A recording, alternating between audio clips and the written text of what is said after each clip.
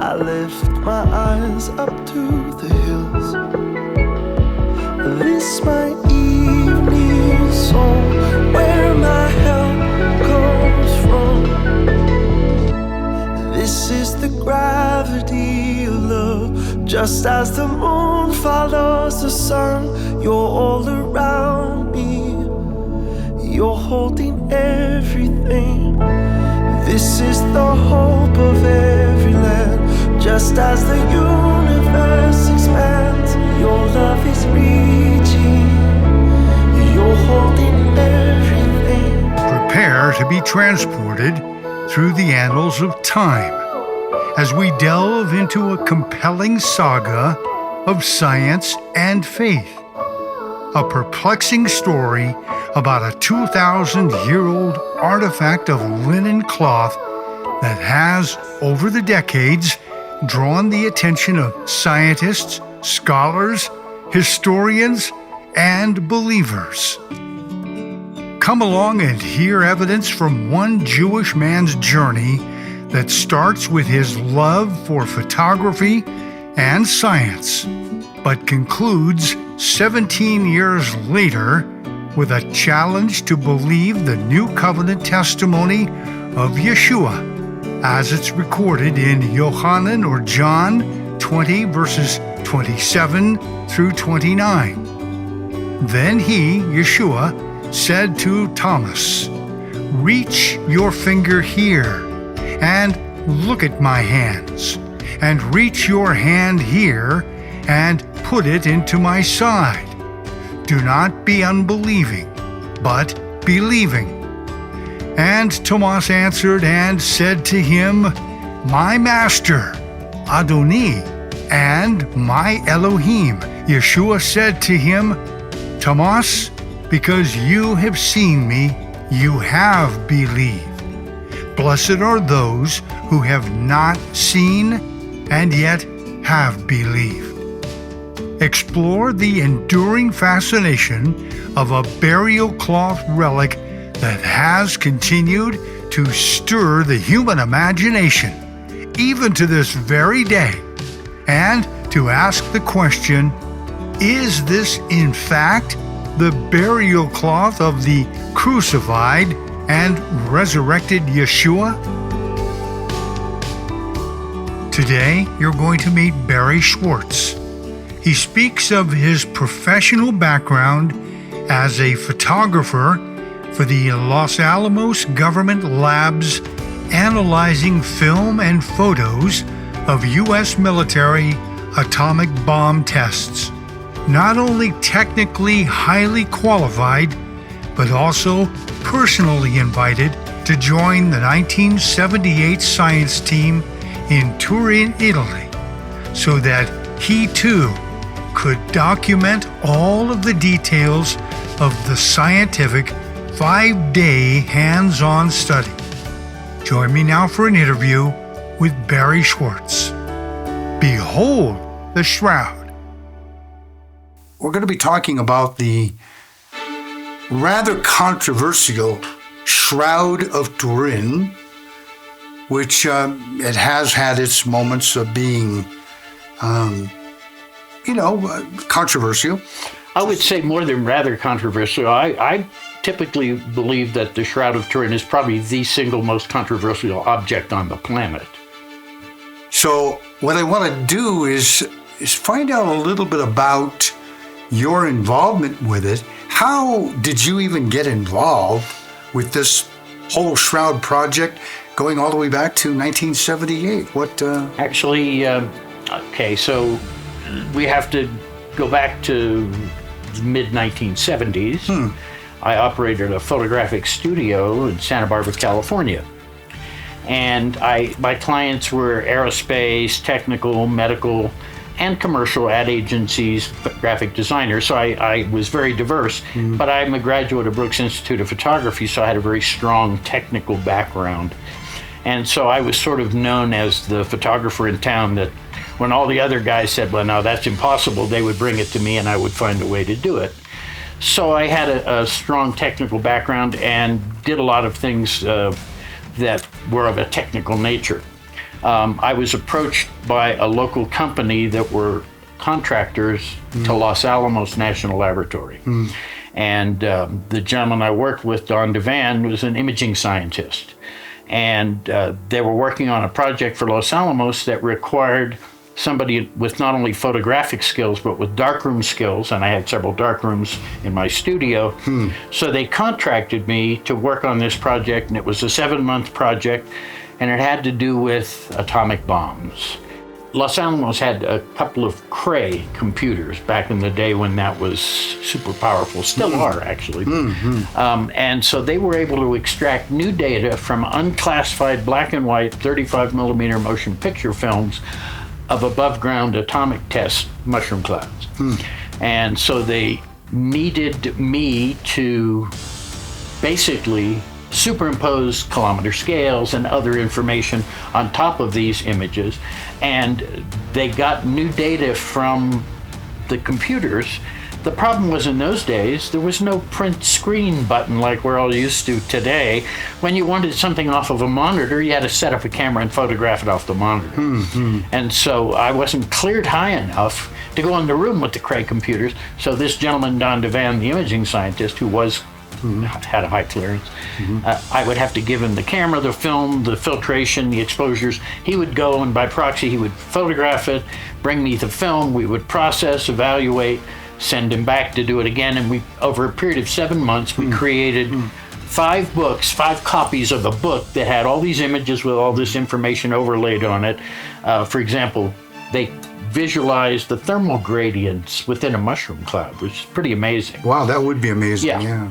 So I finished that project, and it was just a few weeks after we finished when the phone rang again, and it was Don Devan again. Well, you know, when you're self-employed and the phone rings, you're always praying that's the next job. And so when he called me the second time, I thought, well, I said, another project? And he said, well, not exactly. He said, what do you know about the Shroud of Turin? And I laughed.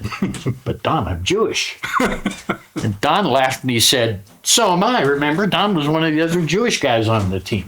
And so he explained to me in rather technical terms, because he understood that he knew I was technically competent. So he spoke to me in technical terms, and he said, well, we've placed an image of the Shroud of Turin into a VP8 image analyzer, which takes the black and white camera view of whatever you put in front of it, inputs it to the device, and outputs it onto a green screen monitor.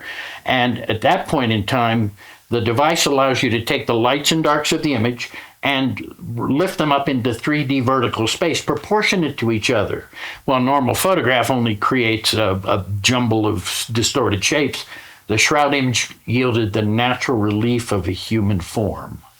And because of that, they decided, and this was in 1976. The technology even back then, though. Well, that was an analog device. Today it would be completely obsolete, but what it did then can easily be done now with the right software in any computer. So, but at that moment in time, when they saw the natural relief of a human form, which normal photography or artwork would never pick it up, couldn't do that, they said, let's put a team together and see if we can get permission to go to Turin and examine this piece of cloth and determine how the image was formed. So that was the first thing that he said they needed was a photographer. And since Devan and I had just finished a 7-month project together, and he knew I was technically competent, that's why he called me. And this was in February or March of 1976. So I've been doing this for a long time.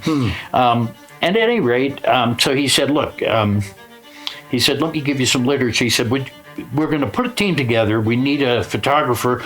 Are you interested in doing this? And I said, no. I didn't feel appropriate for me to get involved in something that I felt might be of a religious nature that I'm not qualified to be a part of.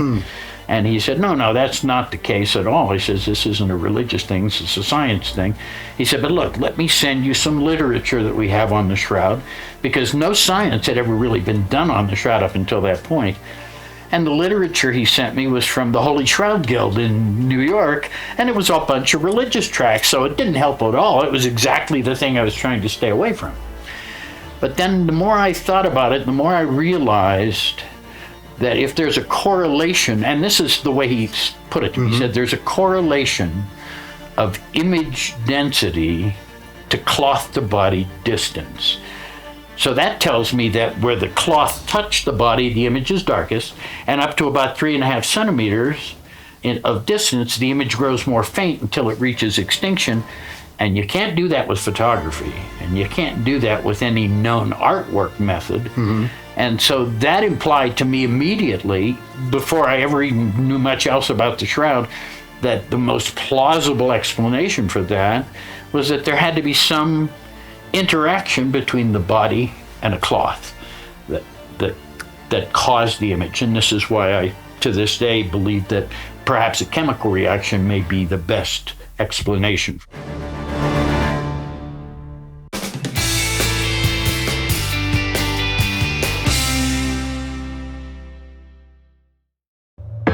So they asked me to be on the team. I initially said no. Then the more I thought about that image property, I thought, how do you do that? And then I was also thinking, frankly, free trip to Italy. Had never been to Europe. So I thought, well, maybe I should do this. And so I kind of grudgingly agreed to do it. And of course, I'm very grateful that I did. But the way I see it, the man upstairs had plans for me to be on that team in spite of whatever I thought. Because even if they had to drag me kicking and screaming, I was going to be on that team. And of course, I'm glad that I did go. And yeah, it was a nice trip to Italy, but more importantly, it brought me to a place in my own life where suddenly there was this project that I was the official documenting photographer for. So even once we spent a year and a half planning, 5 days and nights in the room with the shroud, 3 years after we came back and analyzing the data and publishing our work into peer-reviewed scientific journals. And so 5 years of research. And so at the end of that period of time, I had made all these photographs. I could never disengage. Many of the researchers, once they'd completed their research, published their data, they moved on and did other things and disengaged from the shroud. But because I had managed the thousands of photographs I made, I could never disengage because they were in demand by the researchers, by book authors, by television documentaries. So I could never completely disengage from it. Now, all the photographs that are out there today, on the internet, everywhere, they are from you. Most of them are. There are photographs of the shroud that predate the ones we made in 1978. 1931 Henriet photographs, 1898 the first photographs made by Secundo Pia. And Vern Miller, who was the chief scientific photographer on our team, of course, he made photographs of the shroud as well, but he did a lot of scientific close-up photographs shooting with a Hasselblad camera, so they're not very interesting. They're important scientifically, but they're not interesting from a public point of view. I was a documenting photographer, so I photographed the team doing the work. So, and you left your DNA there on the cloth. All of us did. Yeah, I'm sure. Even though you were working with probably cloth gloves and. Yeah, at times, but not always. Look, in 1978, nobody knew what DNA was. It wasn't until 2008 that we found out at one of the scientific conferences on the shroud by a Canadian researcher that we're shedding our epithelial cells constantly. So if you just leaned over the shroud, you've already left your DNA on. And so DNA is never going to be a good test for the shroud. We might talk about that again later. At any rate, I couldn't disengage because I was managing and administering the photographs. And so I never could quite get away from it all. But it wasn't until about 17 years later, in the mid-90s, about 1995 or so, where, because I had access to all the scientific data that our team had collected, it took me 17 years, but it was finally the last of the questions that I had about the shroud had been answered by our research, and I realized at that moment in time that the most plausible explanation for the Shroud of Turin image is that it was somehow formed by an interaction between the cloth and the body, and the most plausible person that it could be, and we'll explain why, I'm sure, would be the historic Jesus of Nazareth. Sure. Now, and I've said this a lot lately publicly. I'm going to say it now, and I might repeat myself later. One does not need to be a Christian to accept the historicity of Jesus of Nazareth and accept that we might have an artifact left over from him, considering the importance of that man on this planet to this day. So that sort of brought me into the 90s with it, and in about 95 I became convinced that the Shroud was authentic. Then I was frustrated because the general public had absolutely no way of reading our papers, because back, especially in those days, before the internet, if you wanted to read one of the papers from a scientific journal, you had to go to a research library at a university and hope they had that particular journal. There are thousands of different journals. Of course. Where in the case of, in this case, so I realized that the general public, the people to whom this piece of cloth means so much, really didn't have access to the work that we did. So I decided I would build a website. And I had already been on the internet for about a year. In those days, it was just a bunch of geeks, a bunch of guys trading code or circuit boards or whatever. But I decided that maybe a website would be a great way to collect all this material, put it together, and disseminate it, and make it readily available to everybody. So it was at that point in time I decided to build Shroud.com. People always say, well, how'd you get the name Shroud.com? Such a, important name. And the answer is, it was available. It was simple as that. Well, that's pretty simple. I went and, looked at it. I said, well, I'd like Shroud.com. Okay, you got it. So I got the name. And, of course, in those days, there were no software packages for building websites. There were no websites that build websites like we have today. So I had to buy a book on HTML code and learn to write HTML code, which I did. So you're self-taught in that area. Yeah, and HTML is very simple. Who else was on this team? Okay, so I was selected, as I've begun to explain already, because my qualifications were known to Don Vivan, because I had worked with him on that 7-month project for Los Alamos. So when somebody, and because he was working with folks at Los Alamos, there were other researchers there that happened to be interested in the Shroud, and it turns out that 2 years beforehand, back in the early 70s, Jackson and Jumper, the co-founders of the STURP team, worked with Devan and actually authored a paper, I think in, 74, 75, about the Shroud that was not published in a peer-reviewed journal, but it is now available on Shroud.com. And so there was already an interest by a couple of the researchers at Los Alamos. Jackson and Jumper were from the Air Force Academy, but they were working on weapons projects. Okay, wait. This is the United States Air Force Academy. Correct. In Colorado Springs, Colorado. Correct. Okay. Down the road about 100 miles.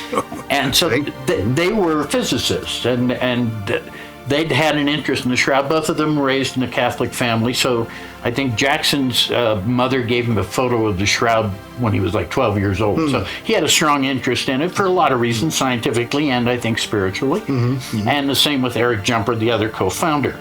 But because they were doing their research work at Los Alamos, somebody said, well, we're going to need a chemist. And one of the other guys said, well, we've got a chemist here, Ray Rogers. He's the brilliant guy here at Los Alamos. So that's how the team was formed. Nobody made a list and said, okay, let's call these guys. Somebody said, we need a chemist, or we need a photographer. When they approached me and I agreed to join the team, then they started listing all the experiments that were going to be necessary to be performed, and I realized that if I didn't sleep for 5 days and nights, I still couldn't do all that by myself. And so the result was, they said, okay, well, who do you recommend?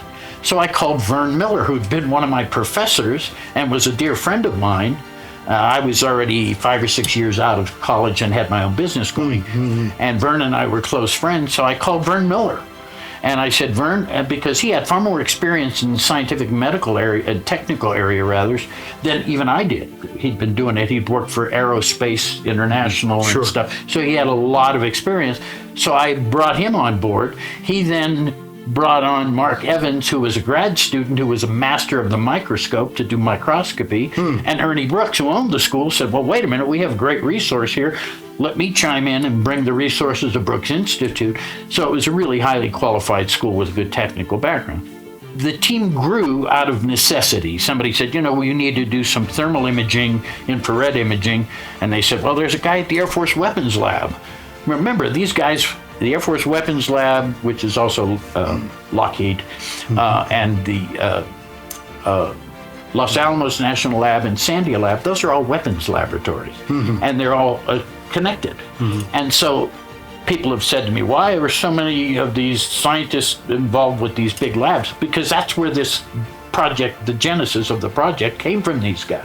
And it wasn't really religious motivation. It was scientific motivation. If there were religious motivation, I would have not joined that team. Sure. And that was the assurance I was given by Donovan, the other Jewish guy I mentioned. And so I did join, and others did. And so the team grew, and I can say this, that if you go to shroud.com, there's a whole section on the 1978 Shroud of Turin research project that includes a complete listing of all the team members and the organizations they worked for at the time of our examination of the shroud. And so the website really became the place where I could collect and archive. So I started off as the documenting guy and wound up being the archivist as well. But the website's almost 28 years old as we speak and continues to grow by leaps and bounds. So my role in all this, even though I was very skeptical of it at the beginning, turns out that I've played an important role in bringing this information to the people out there to whom this is so important.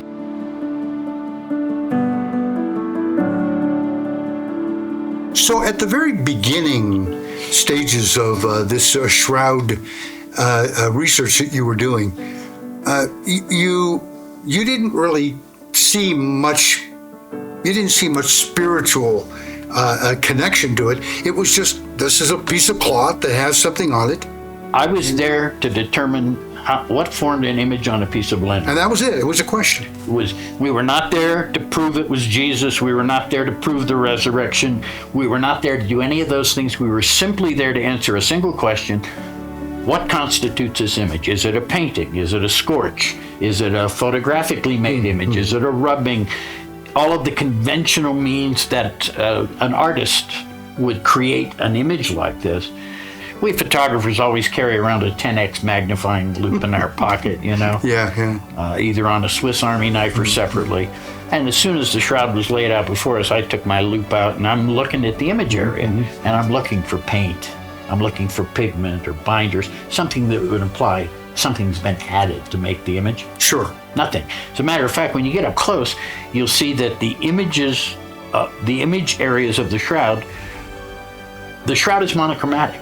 So the image areas are all the same color. It's kind of a yellow discoloration on the surface of just some fibers. It's the concentration of those fibers in any given area that gives the impression of lightness or darkness, much like a halftone in a magazine or a newspaper.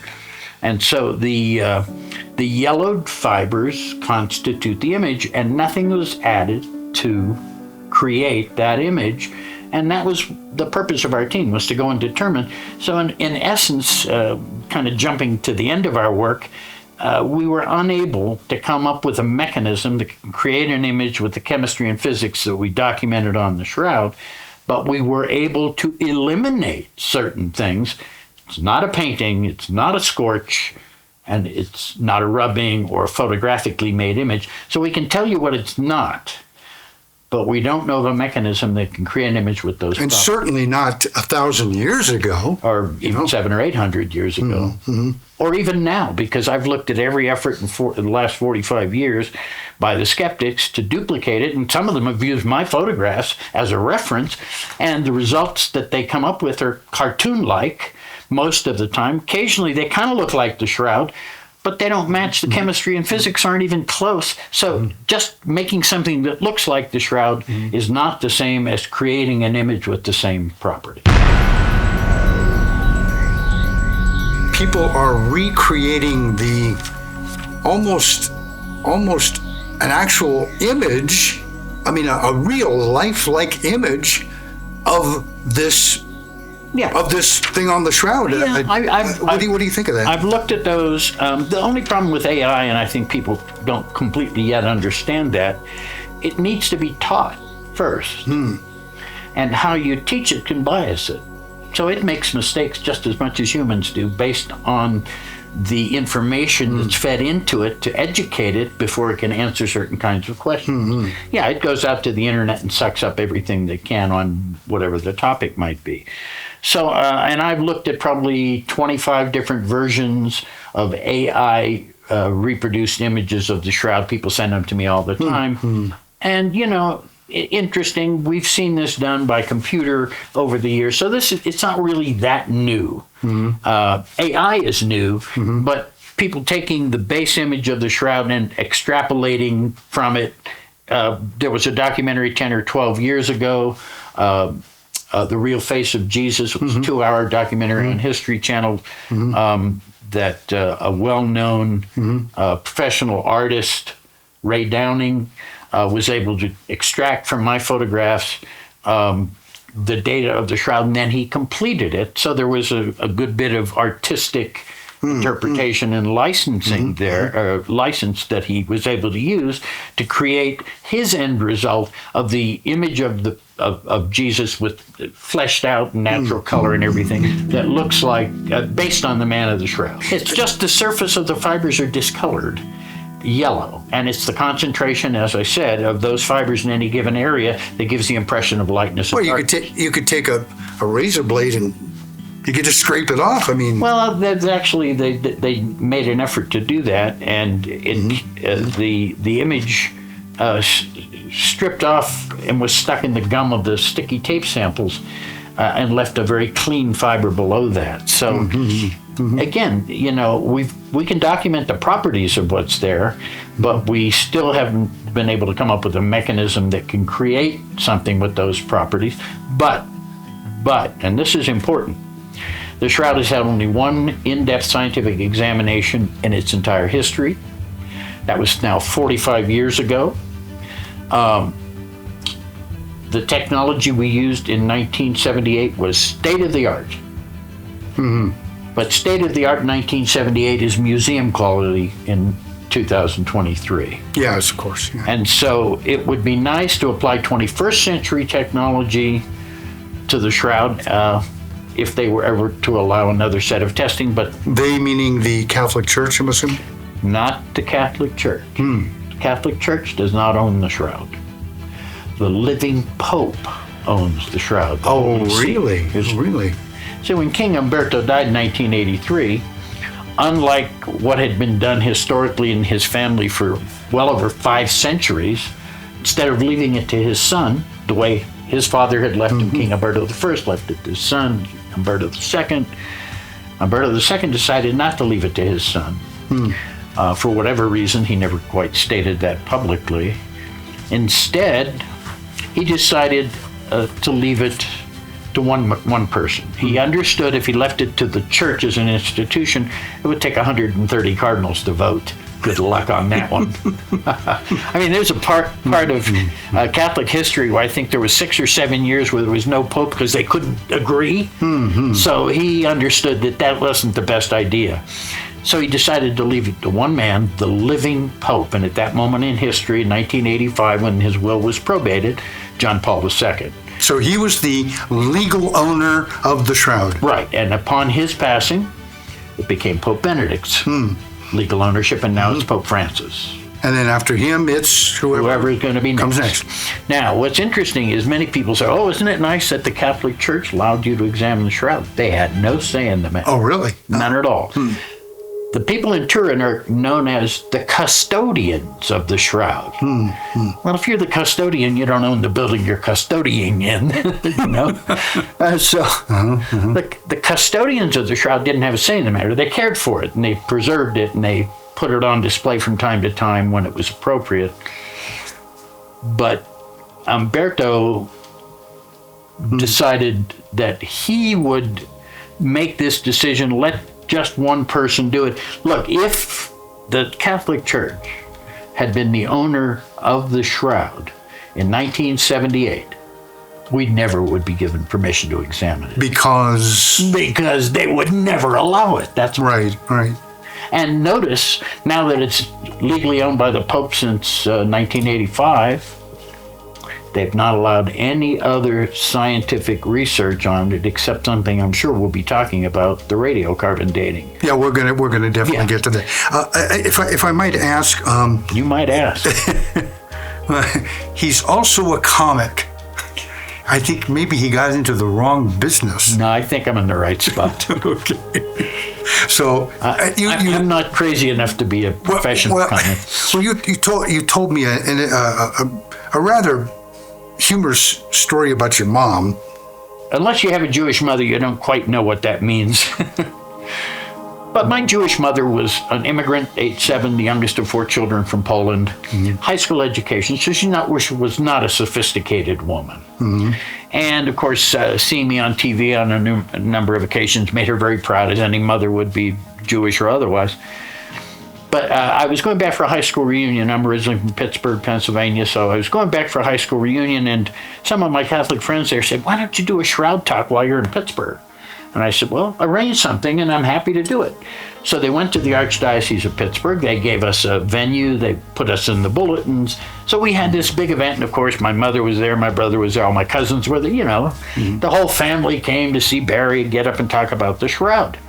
And then it was over, and everybody was happy, and we were driving back to my mother's place, and my mother was silent. And I always tell everybody, if a Jewish mother's silent, be afraid, because be very afraid. Be very afraid, because that's not normal. So I finally couldn't handle it anymore. I finally turned to her and I said, "Look, what do you think?" And she turned to me and just kind of matter-of-factly said, "Well, of course, it's authentic." I said, "What? It took me 17 years after leaving my own DNA on the cloth, being in the room with it for 5 days and nights nonstop, and it still took me 17 years to be convinced that it was most likely authentic. My mother hears one lecture, albeit from her son, of course, and she's convinced, and this is a little Jewish lady." I go, "Mother, what makes you say that?" I was shocked. And that's when she took that tone of voice that any mother can get, but especially Jewish mother. And she said, "Barrie, they wouldn't have kept it for 2,000 years. If it had belonged to anyone else, it wouldn't have mattered." And I kind of laughed and went, "Oh, okay." And then I thought about it, and I realized what a profound observation my little Jewish mother had made, because here's the problem. The Shroud of Turin violates 2 Jewish laws right off the bat. It's got blood on it. Jewish law says must be buried with the body. It bears an image forbidden by Jews and Muslims to this day. So they couldn't come running out of the tomb going, "Look what we found," because they might have been the next one on the cross.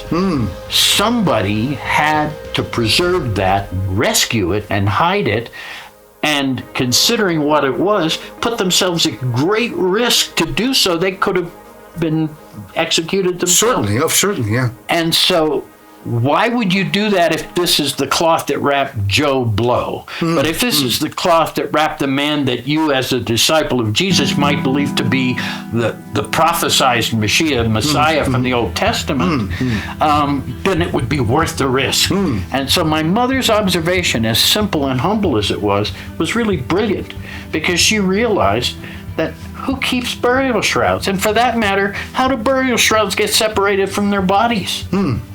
Why, people always ask me, why don't we have other intact burial shrouds? Well, they're organic materials, and they're wrapped an organic body and both decompose together. So we find little bits and pieces of burial shrouds, but not intact ones. On the Shroud of Turin, there is no evidence of liquefaction, of decomposition. None at all. So people have said, well, this guy's pretty tall. He's maybe 5'10", 5'11". You got to remember, the shroud is on a non-solid substrate it's herringbone weave. You can stretch that inches in any direction. When I photographed it in '78 and we put it on the steel table, held in place by magnets so we wouldn't harm it, we had to be very careful to smooth it out but not stretch it, because we could distort the image. Doing precision measurements from a piece of cloth that can be easily stretched you're going to get different measurements each time you smooth that out and you measure it. And here's the other rub. The image on the shroud doesn't have a defined edge the way any artwork would. You know, most artists start with an outline and fill it in. The shroud image literally fades out its periphery as the distance reaches toward that 4 centimeter mark. No more imaging occurs. So we don't have a defined edge. So where do you start and end your measurements? That varies based on your eyes and what you're looking at, whether you're working from photograph or from the actual shroud. So it's difficult to do precision in a shroud. But your team managed to get a pretty close, precise measurement. You know, I wouldn't use the word precise. I would say that we have to be scientifically cautious.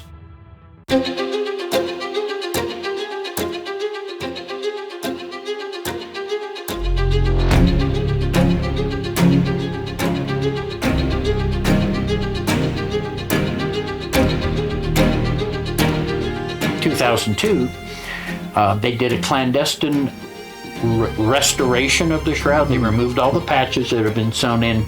There was a fire in 1532 that caused all the visible damage. The Poor Clare sisters in 1534 sewed triangular-shaped patches to fill those holes.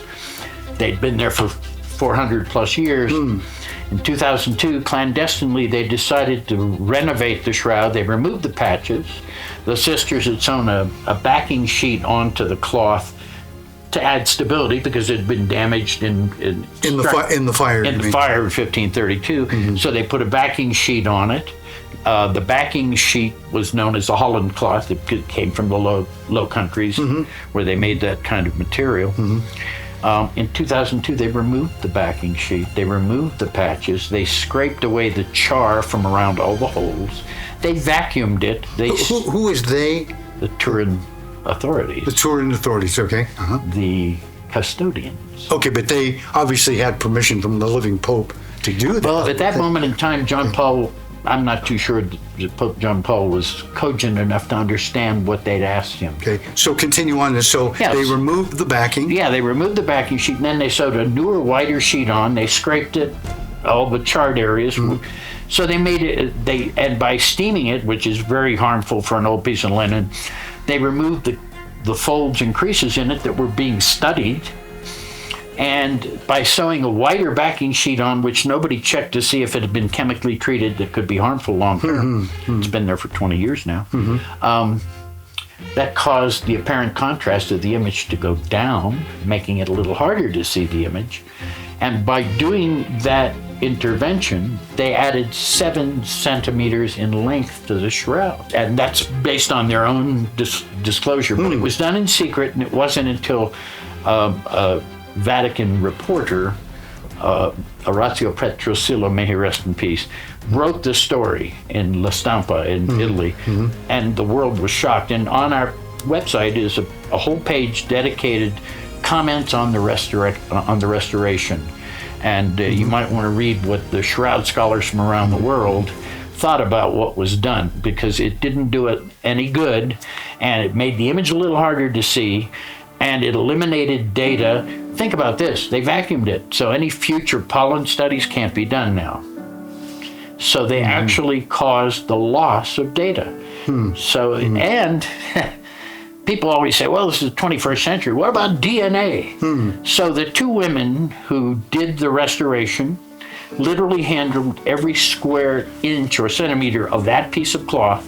No gloves, no hairnet, no mask. So if we were to do a DNA analysis of the man of the shroud today, we find he was a Swiss woman. Definitely data was lost. And when they were confronted, they said, well, this wasn't about science, this was about conservation. As if somehow science doesn't play into conservation. So, but no scientists were involved, and consequently data was lost. Had they employed the input from just several different real scientists, some of the things they did might have been mitigated or done in a manner where data wouldn't be lost. Unfortunately, they didn't pay any attention. Okay, given that this shroud is organic material. It is. This is pure linen. Okay, so this is going to lead us to a really important question, what about radiocarbon dating? Okay, so in 1984, the STURP team put together another test plan. The first test plan we put together was about 70 pages. You can find it on shroud.com. The entire thing is there. That was what was submitted to King Umberto, the owner of the Shroud, and based on that document, that's what he gave us permission to examine the Shroud. The folks in Turin were not happy about that. So in 84, we put together a new test plan that contained 26 tests. The first 25, some were to answer questions that we hadn't yet completed an answer to. Remember, all the data we brought back generated a whole bunch of new questions, so we were going to try and answer some of the new questions that came from the new data we had gathered. And number 26 was radiocarbon dating. So that was one of our proposals.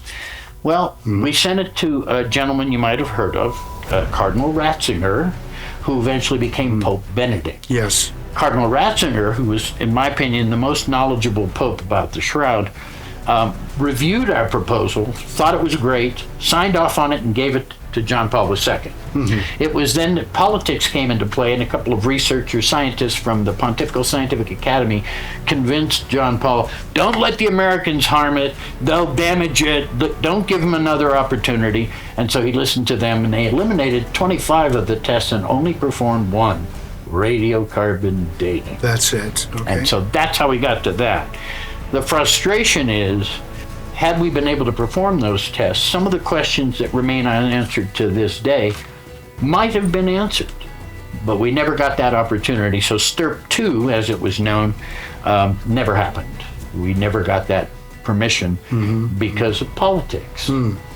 And but they decided to go ahead and do radiocarbon dating. Now that's a whole story in its own right. So let's talk about that.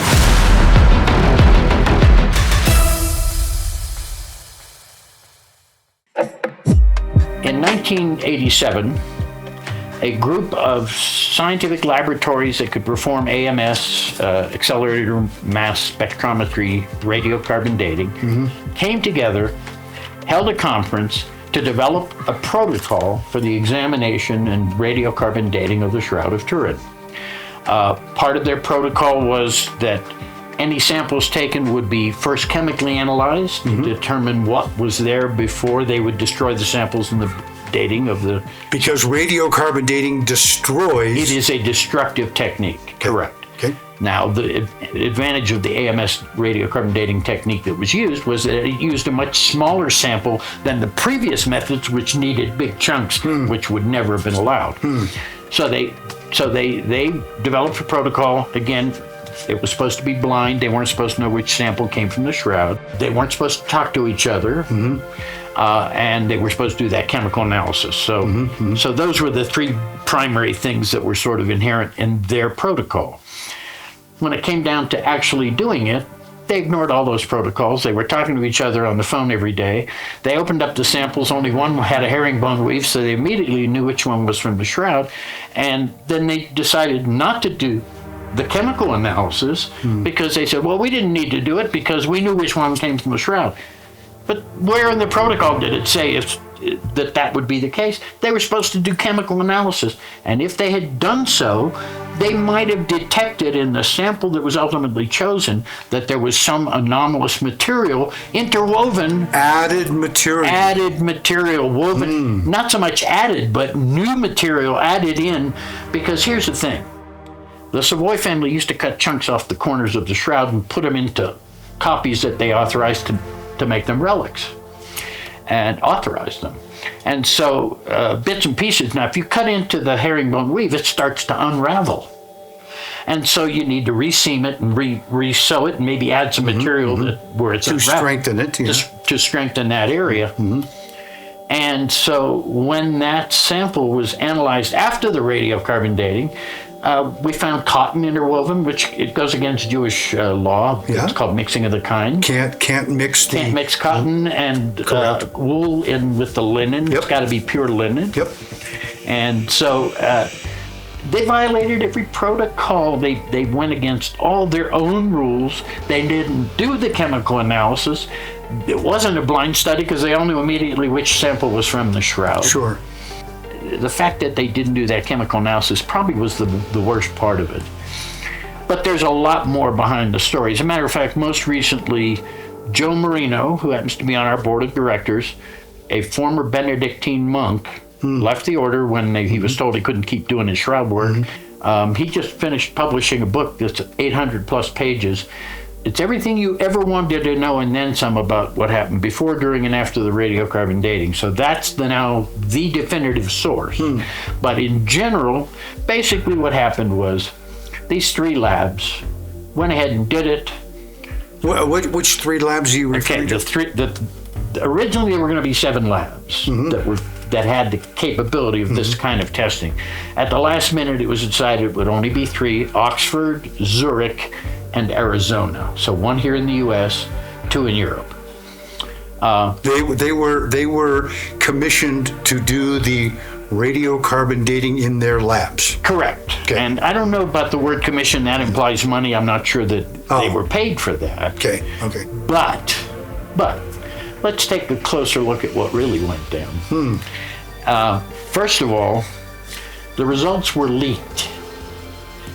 Before the paper was even published, the results were leaked, and it made banner headlines around the world: Shroud is a fake. Even before the leak happened, those 3 labs colluded with each other, talked to each other inappropriately, breaking their own, violating their own protocols. They decided that they would assign an uninterested third-party scientist to be the overseer of the 3 labs. And they chose Dr. Michael Tite, the chief researcher at the British Museum. Very prestigious position, very well-known and acknowledged scientist. What we didn't know at the time was that he was in negotiations with the Oxford lab to come over there and become director of the Oxford lab. Like the chair of that? Chair of that lab. We didn't know that. We didn't know that till decades later.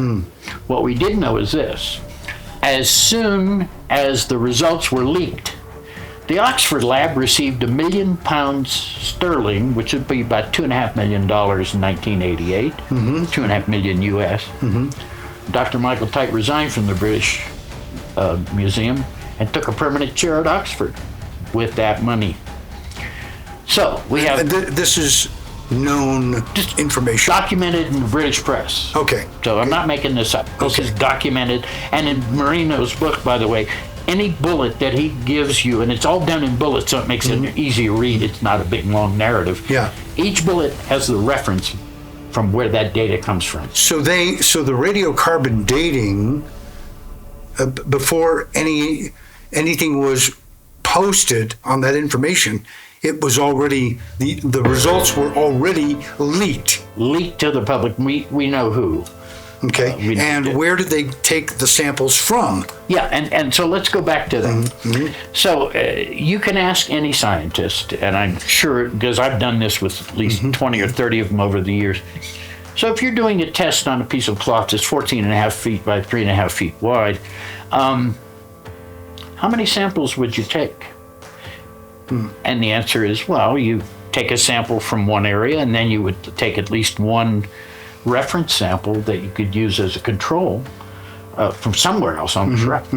So they took only one sample. One, that's from it. The shroud.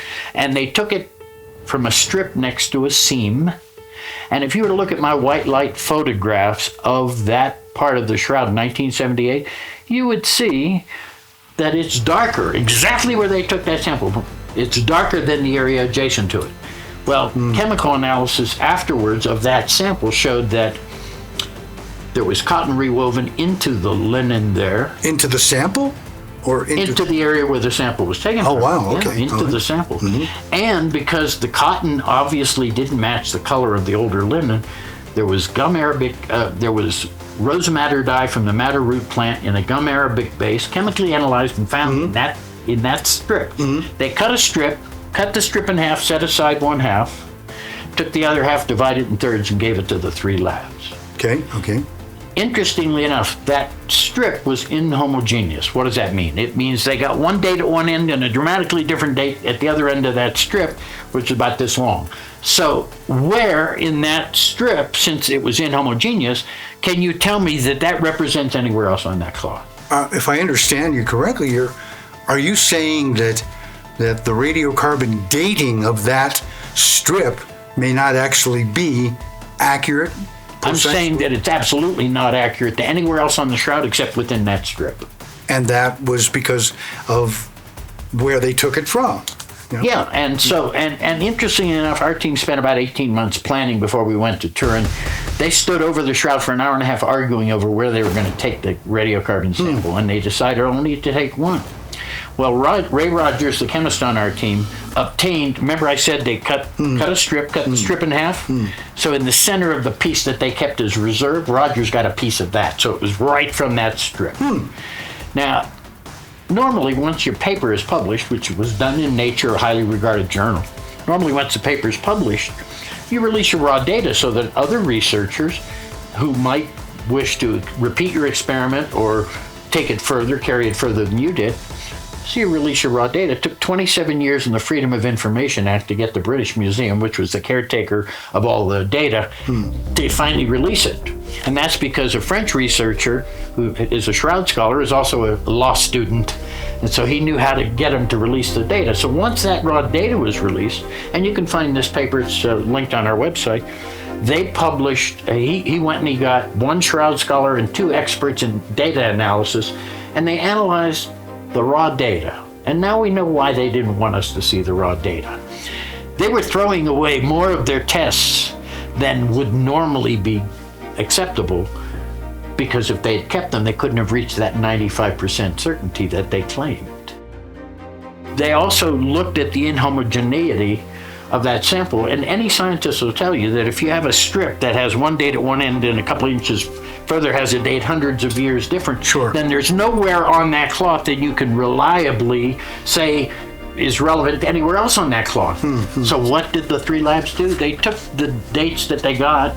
They came up with 1260 to 1390 as the range of dates for the shroud. Wow. The problem is, if you look at the strip that they cut, that strip, there is one place on that strip that tells us anywhere else what the date might be anywhere else on that shroud, because it was inhomogeneous. Now, if that strip had been completely the same at one end to the other, that would have been a reliable sample. But it wasn't. And with cotton interwoven, that would have skewed the date, obviously with newer materials added, and newer organic materials, including rose madder dye from the madder root plants, organic, and gum arabic is organic. So there was all this added organic materials there that would have skewed the date. So why not do another radiocarbon dating from other places on the shroud where something could be proven? You're asking me? You have to ask the Pope. He doesn't want it done, or he does want it done? He hasn't said. He just hasn't authorized anything. What would be the problem to him if you were to speculate? You're asking me, a Jewish guy, to speak for the Pope? The problem is, the carbon dating was a fiasco. Then they did the restoration, and it was somewhat of a fiasco. This Pope is smart enough to go, I'm not going to mess with it. He doesn't want his legacy to be that he screwed something up with the Shroud of Turin as well. But if you were to speculate, taking a sample from some other part of the shroud, other than that corner where... I have the answer. All right. It serves the Catholic Church's purpose best to remain a mystery. They can let somebody look at it anytime they want to, if they want to. But as long as it remains a mystery, whether it's proven to be a fake or not, if it remains a mystery, you'll want to interview me and other people, and there's public interest in it because it's a mystery and there's no answer. But what if we prove it's authentic, or what if we prove it's a fake 100%? Then what?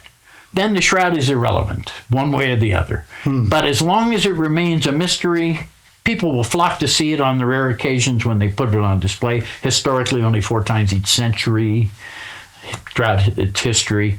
And so, again, I can't speak for the church. It would be wonderful if they'd allow another set of testing like what we did, thorough, prepared, qualified experts.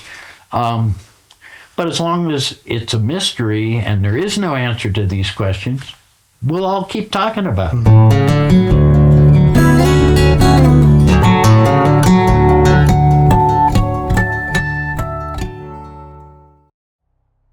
My observation over the last 45 years has, again, I'm not qualified to evaluate what the Pope does or what the Catholic Church does, but I have come to believe that as long as the shroud remains in question, as long as it's controversial, as long as there are skeptics denying it and people praising it, that keeps it interesting, and that keeps it of interest to a broader audience. Not everybody who's interested in the shroud is interested in it from a religious point of view. There are people who are interested in it just because science hasn't been able to answer that question, just as a mystery. There are others, of course, who look at it as an object of faith. And if people say, well, why, with all the science that we have, why don't the skeptics, relent and say, okay, then it must be real? Because they're mostly atheists, and if they accept that the shroud's authentic, inevitably they're going to have to change their whole worldview. Nobody wants to do that. So they keep going with what they think. So do I hear you correctly in saying that if it were proven that it was actually an authentic cloth, and it was... So it's an authentic cloth, we already know. All right, and it was Jesus of Nazareth, it was that man, then what is that? Well, what does that mean? First of all, there's no way for science to ever prove it was Jesus of Nazareth. So people have asked me that question. Why do you believe it was Jesus? And so let's look at what it tells us in the Gospels, which is the only place we can look. So he was scourged, okay? This man has scourge wounds. Now, go back and look at all the Christian art throughout history. You'll see that all the artists always showed this back shredded. Mel Gibson showed that in his movie. He used hooks, scorpione there. The Passion, right? In the Passion of Christ, right? Yeah. Which he used that just to make the audience feel the horror of the moment. But here's the thing that's interesting about the shroud. If you look at the shroud, and let's stop for a moment. Let's just say, okay, we're scourging this guy in front of us. And I take just a slight little baby step forward. What's going to happen with those thongs? They're going to come around, they're going to hit the front of the body. Sure. Have you ever seen any Christian art depicting scourge marks on the front of the body? No, but the man of the shroud body is covered with scourge marks back and front. Back and front. All the way down to his ankles. So that's far more forensically accurate and realistic than any artistic interpretation. How about this? You ever seen an artistic interpretation of Jesus naked? Nah, they always have the artistic license to use a modesty cloth. The man of the shroud is naked, which would defy the artworks of the medieval era. If they were painting Jesus, first of all, it didn't look like the man of the shroud, and second of all, they would always cover his private area. Yeah, of course. But not on the shroud. So there's plenty. And as far as the radiocarbon dating, those are significant points to make. For example, when the results came out, and remember there was a photograph of the three lab guys with a blackboard behind them, had 1260 to 1390 exclamation point after it. Apparently a new form of scientific notation, I guess. And if you look at that image and you realize that these three guys put this up there, let's talk about what the benefits were to the radiocarbon labs, because as much as I hate to go there, we have to. They used the Shroud of Turin to promote their technology, and they won that battle. Every article that came out about radiocarbon dating, even if it had nothing to do with the shroud, always said the same thing. Radiocarbon dating, the technique that proved the Shroud of Turin was a fake. And then they would go on and talk about whatever else they were going to talk about. Radiocarbon dating is a multi-million-dollar industry now. They won that one. They were using it, meaning the three labs used it to promote their technology. And if they had said the shroud was authentic, that would not have gotten the same amount of press as saying the shroud is a fake. And they knew that. So, did they have a predisposition to want to prove it a fake? I don't know. You're saying an agenda of some sort of course, an agenda. PR agenda. this agenda too. Follow the money. Remember, £1 million sterling, $2.5 million went to Oxford. Michael Tite left the British Museum, took a chair at Oxford with some of that money.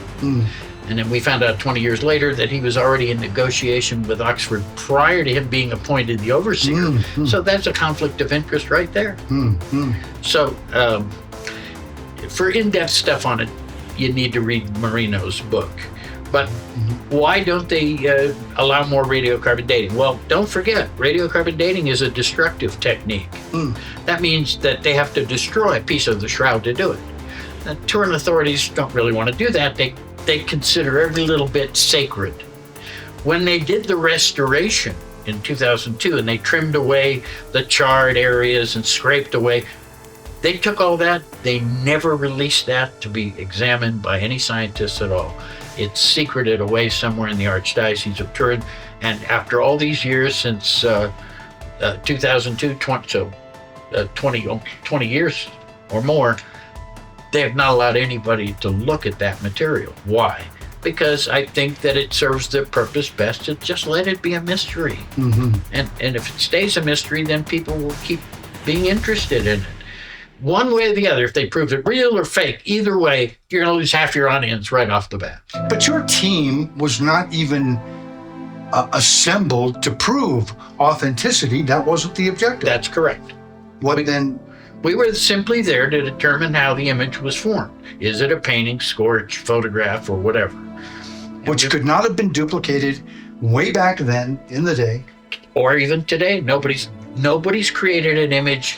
You can make something that looks like the shroud. My photos are all over the internet, so you have reference photos. No, I'm talking about, photoshopping, doing, whatever. Yeah.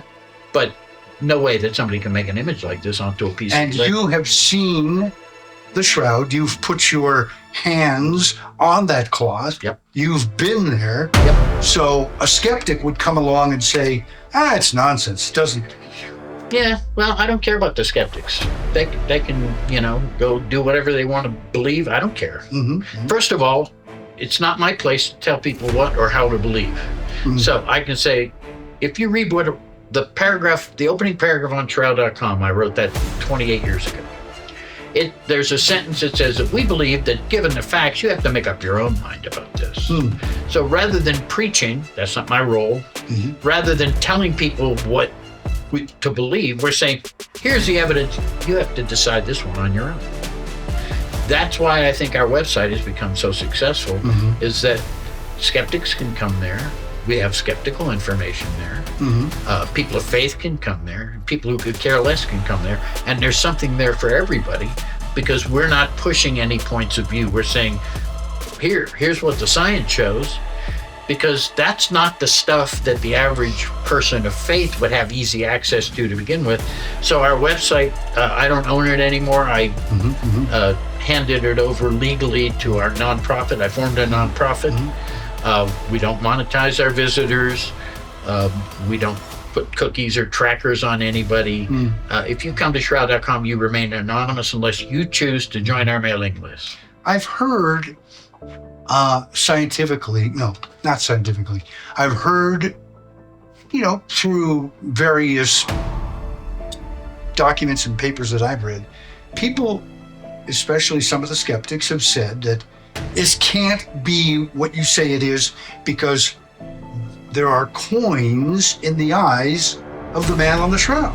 Well, actually, it's not the skeptics who say that. That's pro-shroud people who say that. Oh, really? Yeah, not the skeptics.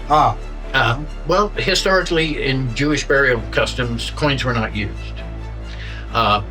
Stones are used, and you know that if you go to a Jewish cemetery, you don't bring flowers either. No, you bring stones. You bring stones, or there's a bucket of polished stones that you can use. So, yeah, so... But are there coins in the eyes? Well, there might be coins over the eyes, and some people believe they can read the inscriptions on the coins and prove that it's a lepton. So my thought is, number one, you can't resolve something smaller than the weave of the cloth. An inscription on a coin that small, the inscription smaller than the weave, you can't resolve that kind of information on a herringbone. So how would you know that it was a coin?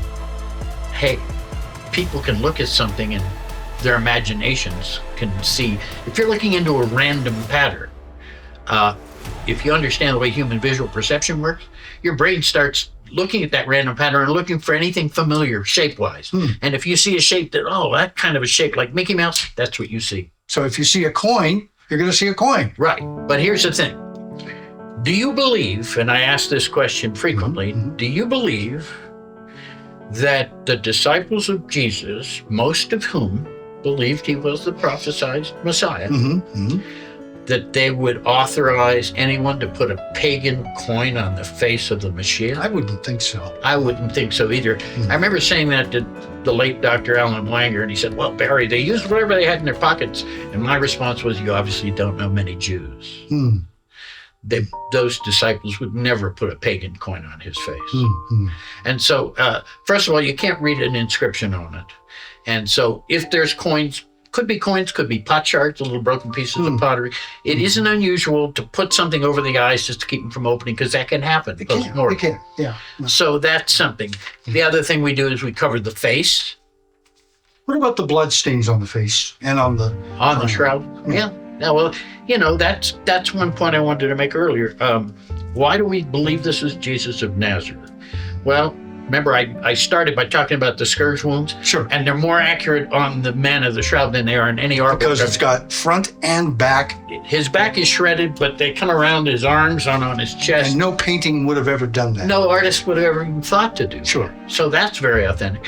There's a blood stain from a spear wound in the side. Oh, really? Oh, yeah. There's a blood stain from the palms and the hands of the wrist from crucifixion nails. What about where were the nails? A lot of people say, oh, it's here, but no, it can't be here. Well, here's the thing. Okay, since we got a camera looking at it. So here's the thing. If you're a Roman soldier, you're the low guy on the totem pole because you got to nail this guy to a cross. So you need to make this as simple for yourself as possible. See that? See that little groove? Right in here. Yeah, that groove. No, right there. Oh, there. It's called the thinner furrow. So now if you want to drive a nail into somebody's hand, you grab the hand, there's a place, you put it, it's 1 inch down below the center of the palm, and it shows an exit wound, exactly what we see on the shroud. So it's still in the palm of the hand. You're saying on the shroud it's that way? Yeah. It's just about an inch closer. And it's not going to rip, so with the weight of the body on the cross, it's not going to... Not if it's at an angle. And I guess your camera can see it that way. It would come, and that's where we see the exit wound. So that was adequate. If it's in the center of the palm, the phalanges aren't going to be enough. There's not very much tissue there. But if you come down here, it's only an inch down from the center. So it's still in the hand. So it doesn't go against anything it says in the Old or New Testament. The Old Testament talking the prophecies. Okay. So it's very consistent. What about the feet? Yeah, there's nail wounds from the feet. Now, my Catholic friends would like it to be 3 nails total. 1 in each hand and one for both feet. Sure.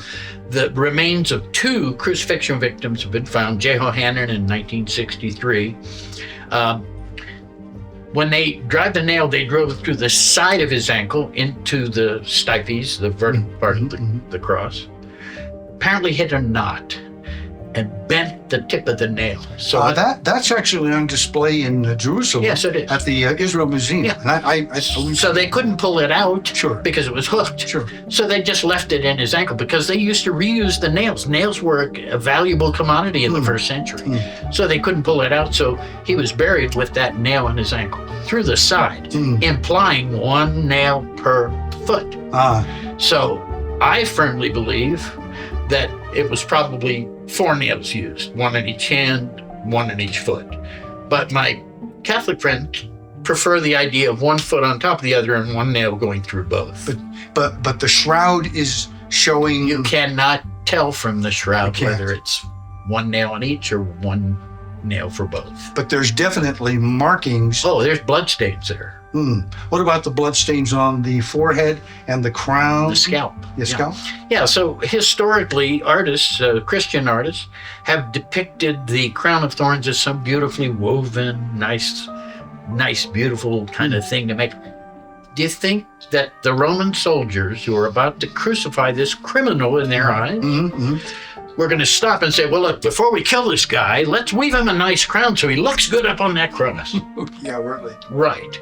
No, they took a thorn bush and smashed it on his head.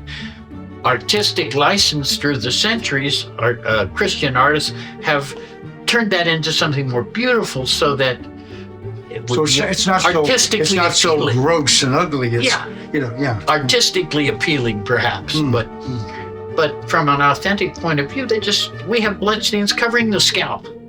Now, where does the motif for the crown of thorns that we've seen depicted over the centuries? Think about this. First century, when they depicted a Roman emperor, laurel wreath around his forehead. Sure. Yeah. So when the Christian artists began to depict Jesus, instead of a laurel wreath, they substituted thorns. Now you have a crown, a circular crown, but that's not what they did, because we have bloodstains covering the entire scalp. And on the shroud, we're noticing there's some markings like they're bloodstains that drip down from the forehead. Yeah, one forms an epsilon, and of course, when you flip it on a negative, then it's a 3. My Catholic friends love that too. And the size of those thorns were, does the shroud indicate how big? No, we're not absolutely certain, and there's been a number of people doing research. Some thorns, Spina Christi, I believe it's called, were tried. They've tried them on cadavers just to see how much penetration there would be. And a lot of them bent, so we're not sure which thorns. There's debate about that, but look, it's the Shroud of Turin. There's virtually debate on every aspect that exists on the Shroud. Okay, so let's recap some of this information here, just to make sure that I'm following you correctly. Sure. So we have the gospel narratives describe the crucifixion of a man on this execution stake, this cross, right? And it shows what now? Just compared to the narratives. Everything. It's 100% consistent with what's described. Anatomically, forensically accurately. And anatomically? Anatomically, the blood stains got on the cloth by direct physical contact, separate from the image. And apparently the blood stains were on the cloth before the image formed, because wherever there's blood, there's no image underneath. Oh, say that again? Wherever there's blood on the shroud, there's no image underneath it, telling us the blood stains went on the cloth before the image formed, and the blood stains inhibited the image formation mechanism. Very interesting. So if an artist had done it, first thing you have to do is put accurate natural blood stains onto a piece of cloth and then paint an image around it with no paint. That would be rather difficult. Yeah, I'd like to see that. So what would they normally do? What would an artist normally do in that time frame? Well, they certainly wouldn't make the cloth that looks like this. No, but they're gonna paint the image and then put the blood stains on top, right? Yeah. You would paint the image of a man and then you add blood paint. But there's no evidence of painting and scorching and rubbing. And, there's plenty of scorches on the shroud, and that's how we could eliminate the shroud image. Let me answer that question. It's rather technical. We were using something called ultraviolet fluorescence photography. It reveals things that the unaided eye in natural light doesn't see. So around all the blood stains, or among many of the blood stains, there's a serum stain that's only visible with UV fluorescence photography. The serum is the liquid portion of the blood that via capillarity would spread out into the cloth beyond where the particulates, the red and white blood cells, would go. So there's like a halo around it, but you can't see that with the unaided eye, but you can clearly see it with UV fluorescence. The other thing is this. All the documented scorches from the 1532 fire, we know exactly the date that fire occurred. That's documented. Okay.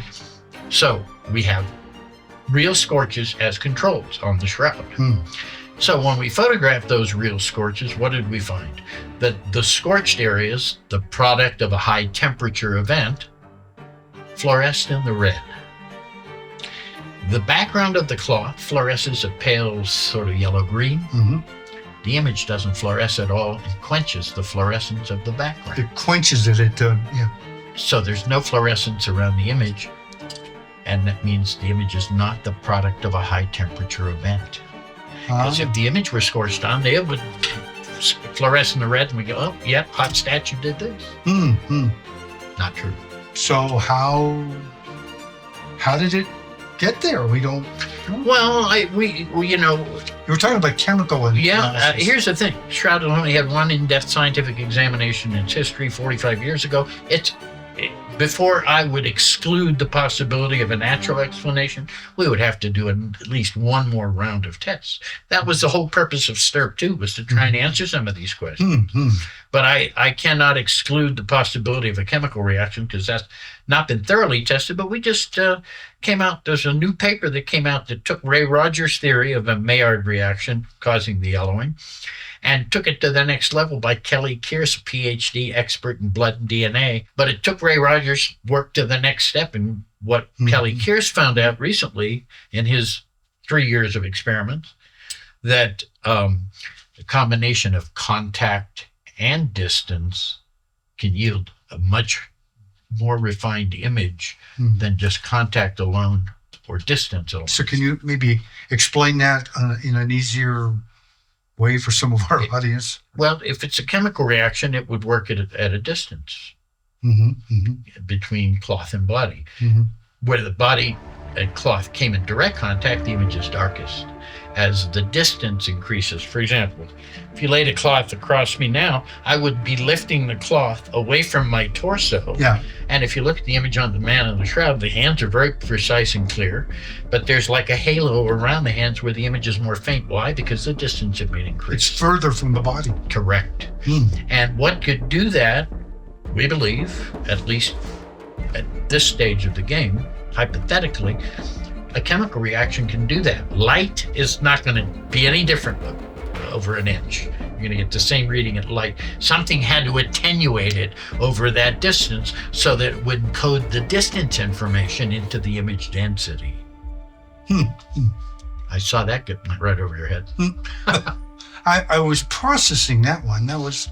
Yeah, well, there's a correlation between the darkness of the image and the distance between cloth and blood. That's essentially what you're saying. Yeah. Do we have any information as to, or data as to, what blood type that might have been? Well, there's been some claims about that, but I won't say that it's definitive. They claim it's AB. Maybe it is AB.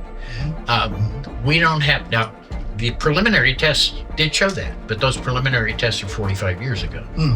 So Kelly Kearse, the blood expert today, says, look, he's not disputing the findings of Adler and Heller and 45 years ago. He's just saying that the tests that they had were not nearly as resolved and cannot yield the same amount of data as the new data that we can get from modern testing. And so he wants to be cautious, and he says, look, he's not challenging the conclusions of the earlier researchers, but he's saying that if we could apply these tests today with the technology we have today, we could then make that a definitive response. And the DNA of the blood? I guess what I'm asking is can DNA survive 2,000 years on a cloth like this? Probably, maybe, except for the fact they were hanging it out from balconies and sunlight and stuff. But the DNA is not a viable thing on the shroud, and here's why. So how many people might have handled the shroud over the centuries? Oh, there's hundreds of people. Not thousands. Yeah. Every one of them left their DNA on their cloth. Oh man, now you have a real problem. Including me. And I happen to be another long-haired Jewish guy like the man on the shroud.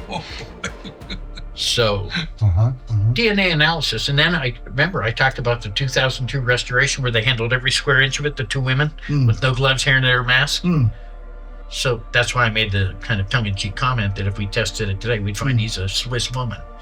So DNA, because of contamination issues, is never going to be a viable test for the shroud. So what is going to be the viable test, in your opinion? Well, okay, so let's get down to the nitty-gritty. Everybody looking to the shroud to answer all these questions. I've come to believe the shroud isn't there to answer our questions at all. I think it's there to make us ask the questions. Okay. Because the answer to faith isn't going to be on a piece of cloth. It's going to be in the eyes and hearts of those who look upon it. Because Jesus said the kingdom of God is within us. So looking on a piece of cloth, that may be a clue and point in the right direction, but the real answer is in here, within each of us. So a piece of cloth is not going to necessarily prove or disprove anything to someone who doesn't really want to believe it anyway. Exactly. So my feeling is this. each person has to look at the shroud, and we've now made enough information about it available that if you want to really go in depth, you can go in depth to study what we know about it. And then each person has to decide for himself, what does this mean to me? And it might mean something different to me than it is to you or to him or to somebody else. And so I don't see the shroud as the answer. I see it as the thing that poses the question. What is it? What is it? Or what it is not? What does it mean? What it is less important than what does this mean to me? I mean, I've seen people fall on their knees in front of a replica with tears streaming down their faces. I've seen people look at it and shrug and walk away. I actually had a guy come up to me after one of my lectures. I was in BC, Canada, British Columbia. And he came up to me and he said, "Mr. Schwortz, that was a great lecture you just gave, but you'll never convince me," in that tone of voice. And I looked at him and I said, "Well, I don't care what you believe. That's between you and God. Take it up with him." I don't care. I'm not a rabbi or a priest or a minister. It's not my job to tell people what or how to believe. I'm talking about a piece of cloth. I'm telling you that piece of cloth isn't some product of some man's hand. I mean, people have often said, "Oh, it's a graven image." Well, being Jewish, we had a golden calf. We know what a graven image is. Cost us 40 years in the desert. And so a graven image is a man-made artwork, whether it's a sculpture, a statue, a painting, whatever, but it's man-made. We have proven, first time I've used that word today, we have proven that the image on the shroud is none of those. It was not manufactured by the hand of a man. Nothing has been added to that cloth to create the image. Something discolored the top surface fibers. That's all. And so a chemical reaction is very plausible under those circumstances. That's going to, anybody who listens to this that's deep in their faith is not going to be happy with me saying that. People, when I brought that up, I've had people say, "Well, that's not miraculous enough." You know, if we believe, as many people do, that God created the universe we're on, that we're living in, then if God wants to make an image on a piece of linen, does he need to do a magic trick to do that? Probably not. Probably he can use something within the realm of the universe that he created to make an image. Couldn't be too difficult for God. No, I don't think so. Pretty tough for us, though. So we don't have that. So, you know, I think that in the end, people just have to kind of confront it and decide for themselves what it means. And, you know, it's an adjunct to faith. It might support people's faith. It has brought some people to faith.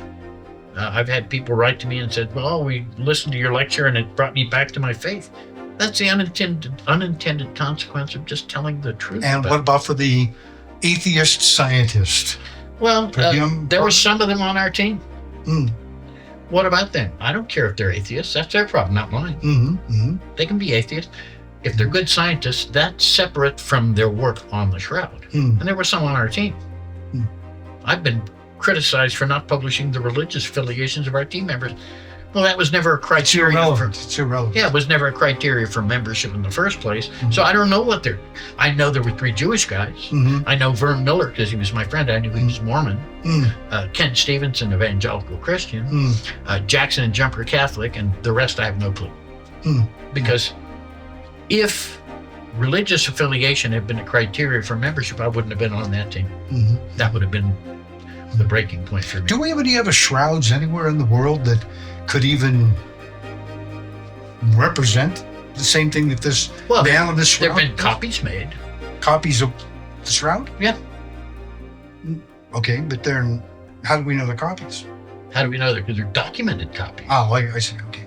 Yeah. The Savoy family that owned it for over 500 years would commission an artist to make a painting or an artwork. But how could they do that, bringing up all the data that you have just described to us? They didn't care about all that.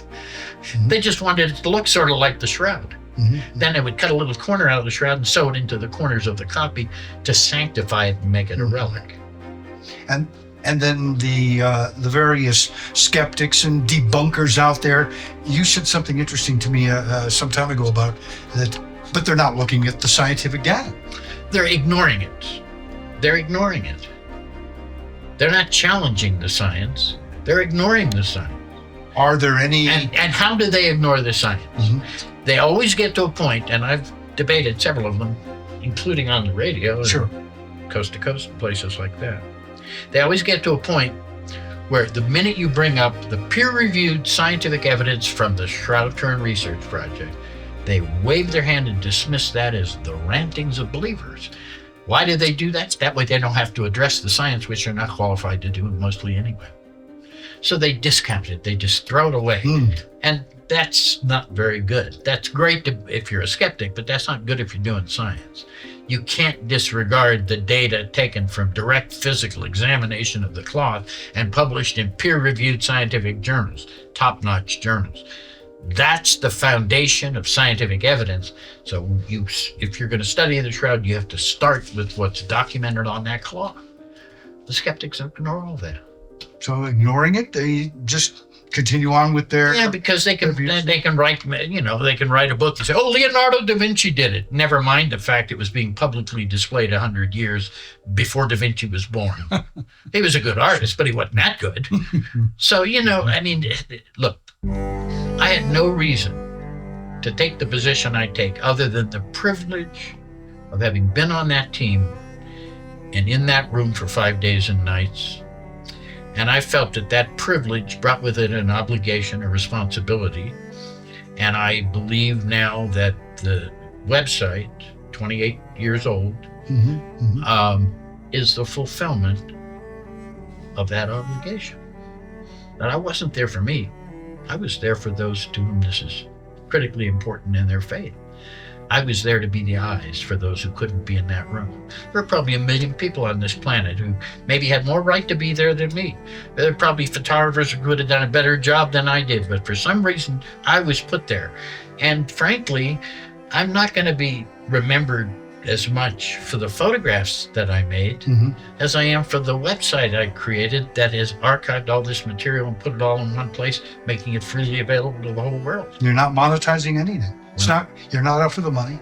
Not monetizing it at all. Considering we get a couple of million visits a year, we could make some serious dollars. Yeah, I bet you could. By clicking, by counting clicks. We don't have clicks. We don't have to because we're not monetizing.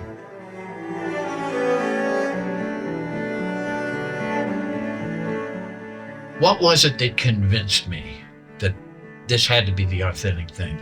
It was your mother. No, it wasn't my mother. No. What convinced me it was authentic was the accumulation of all the data which I was privileged to have access to, so I could study it in great detail. And there are just an infinite number of things that point in that direction. So there wasn't just one moment that...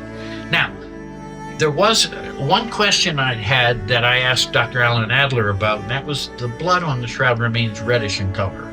Old blood usually turns brown or black, sometimes within an hour or less. So that was a deal breaker for me for a long time. And for Vern Miller, the chief scientific photographer who had done more forensic work, he said, well, it's weird that the blood's still red or reddish. And so there wasn't really a good explanation until 1995. And I was on the phone with Dr. Alan Adler, who's the Jewish blood chemist who was on our team, and speaking with Al. Al was quite a character. And I said, well, yeah, but nobody's explained the red blood. And Al got angry. He goes, didn't you read my paper? And I said, look, you're a blood chemist and I'm an old hippie photographer. Well, I was a younger hippie photographer then. I said, so maybe I read your paper 20 years ago, or 15 years ago, but maybe I didn't fully grasp what you were saying. He said, well, if you read my paper, as if I hadn't, he said, look, when I did the chemical analysis of the blood, I found a high content of bilirubin. And in my public lectures, I always say bilirubin, not necessarily a Jewish guy from New York, but bilirubin is bilirubin, I like that. Okay. A compound that is generated, I think, from the liver someplace. It happens when we're under great duress and stress and torture and everything else. And Adler said that he found high content of bilirubin in the chemical analysis of the blood. And he said that bilirubin functions as a hemolytic agent, breaking down the cell walls of the red blood cells, releasing the hemoglobin, and that's what stays red forever. I said, oh, coming from Adler, knowing him as a blood chemist and an expert, that was what put me over the threshold. That was virtually the last question I had. But since then, Kelly Kearse has done some tests with Billy Rubin, can't repeat what Adler concluded. So we don't know why the blood is still red.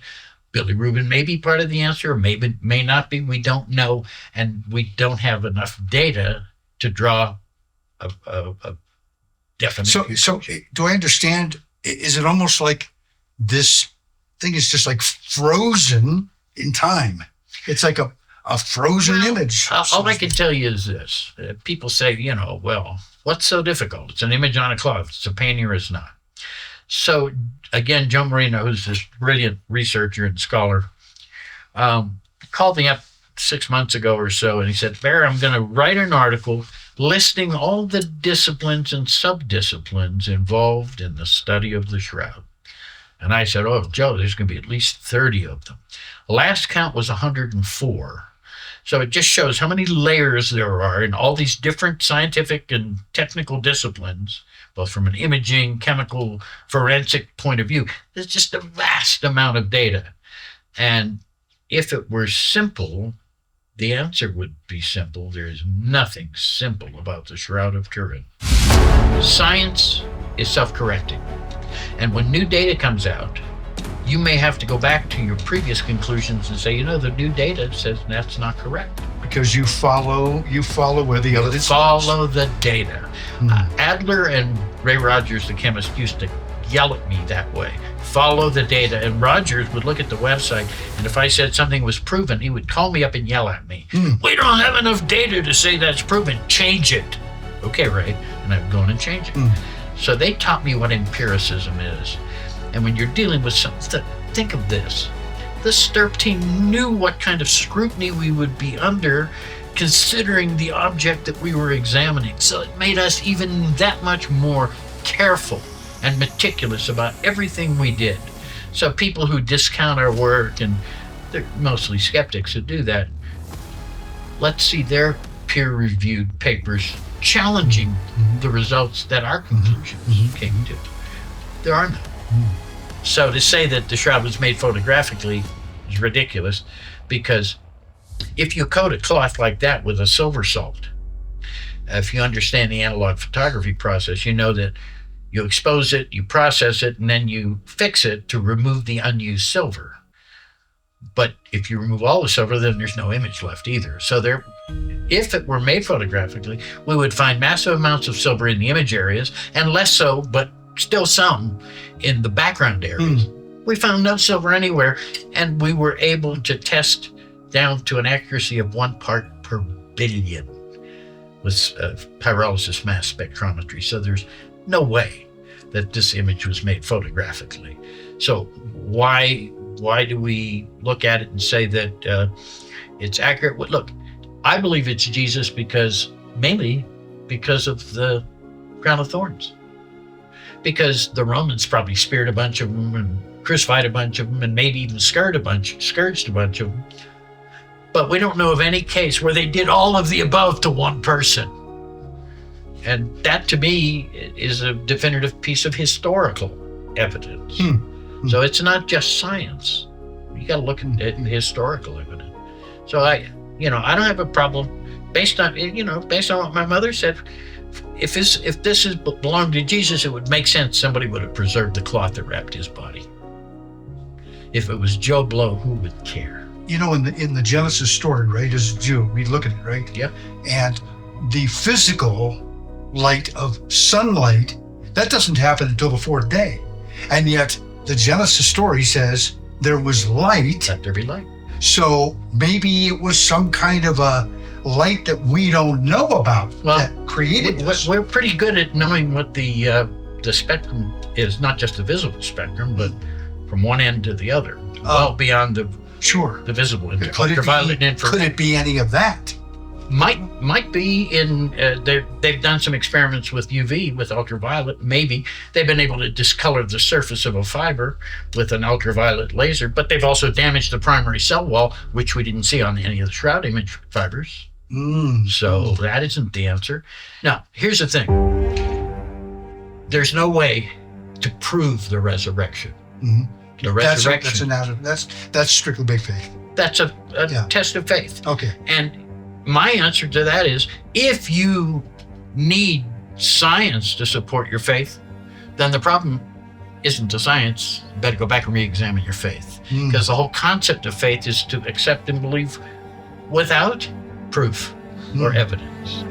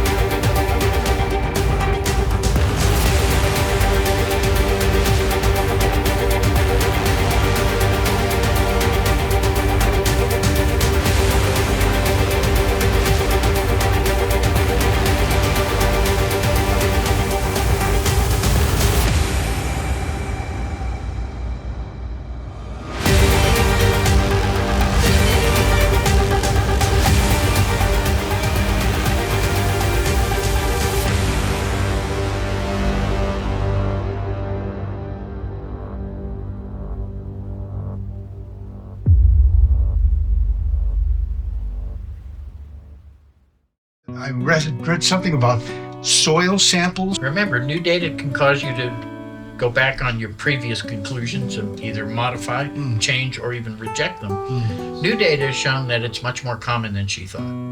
Oh, really? Yeah. So it's disproving. It's not disproving anything. She found it there. It shows that it was in a cave at some point in time, and we found that. And there are microscopic particulates on the shroud that definitely it is from soil in the Middle East. Well, it's from soil, maybe in the Middle East, but we cannot define it that closely. I see. Okay. At first, we thought that was the case, and that's been reported by many pro-shroud people. But you got to follow the data, and when new data comes along and says, well, wait a minute, there's a aragonite here and here and here and here and here. So all of a sudden, you can't make a definitive claim anymore. It's consistent with the aragonite that's found in Jerusalem, but it's also consistent with the aragonite found elsewhere. Okay, we've been talking with Barrie Schwortz, a nice Jewish boy from Pennsylvania. Pittsburgh, Pennsylvania. Go Steelers.